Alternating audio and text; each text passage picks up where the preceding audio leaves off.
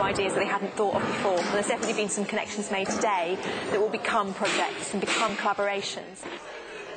화가이자 조각가이면서 시인이기도 한 앤디는 이 일을 5년째 해오고 있는 베테랑입니다.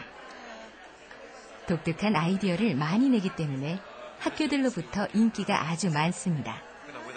앤디는 1년 전부터 파스텔 유치원에서 일해오고 있습니다.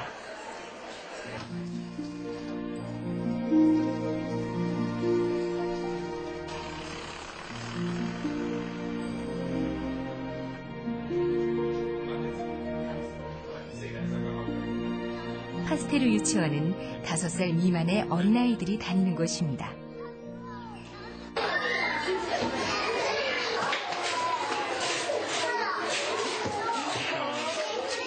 앤디는 어린아이들이 빛과 함께 이야기를 들을 수 있는 장치를 개발했습니다.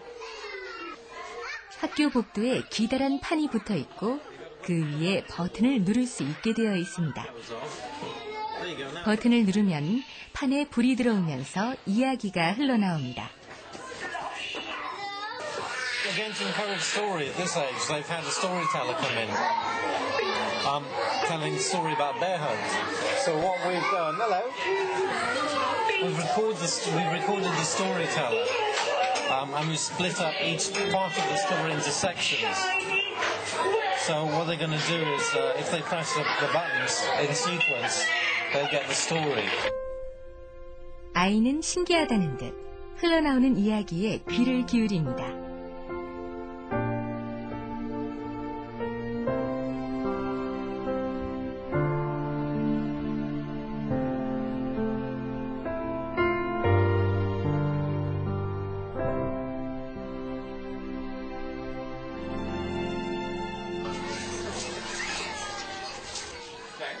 이곳은 감각의 정원입니다. 감각의 정원이란 아이들이 직접 보고 만지고 느끼는 곳입니다. 감각의 정원 한쪽 벽에는 앤디가 점토로 작업한 작품들이 쭉 붙어 있습니다. 이 작품들은 앤디의 지도를 받은 교직원들이 직접 만든 것이라고 합니다.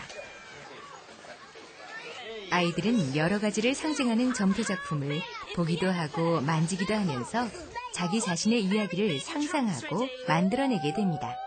이것을 스토리텔링 교육이라고 합니다.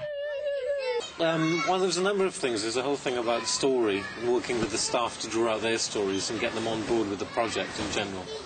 And so the whole brief was to do with education through storytelling.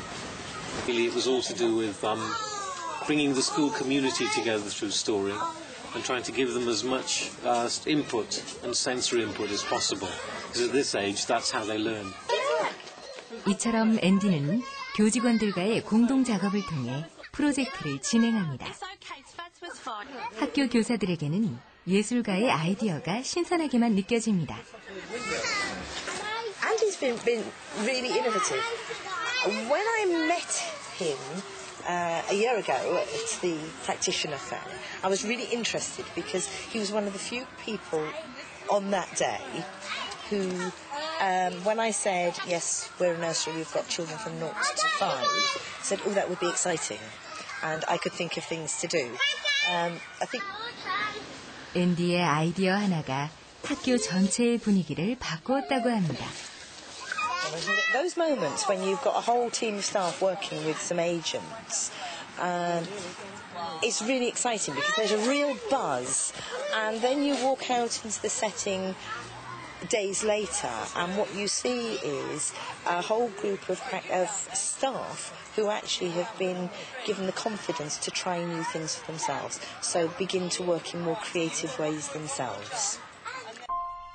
예술가들이 교사를 변화시키고 학생을 변화시키고 나아가 학교 전체를 변화시킨다는 얘기입니다.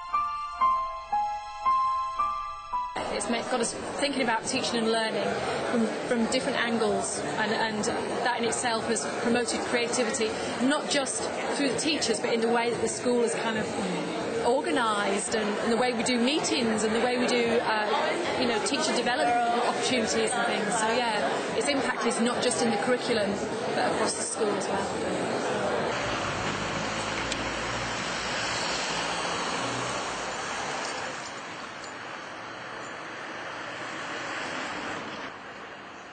학교 수업을 마친 앤디는 자기 작업실로 돌아와 미술가라는 원래의 직업으로 돌아옵니다. 앤디의 입장에서도 학교에서 아이들과 교류하는 것이 작품 활동에 많은 도움이 된다고 합니다. I found a way of carrying over the sensibilities in my own work into.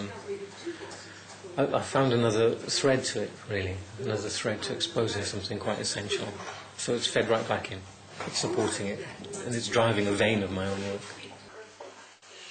이처럼 크리에이티브 파트너십은 아이들뿐 아니라 예술가들에게도 도움이 됩니다.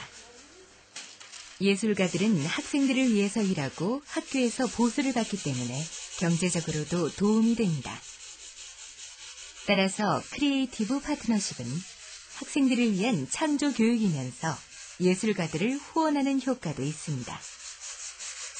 In some ways, education was a kind of arts patronage, if you like, because, and it still carries on. You get artists who teach, artists who work in their studios and teach part-time, which, you know, the experience they have from working in the studios and in other arenas allows them to bring that expertise into education, so that it's up to date. Students engage with those that are working at the cutting edge.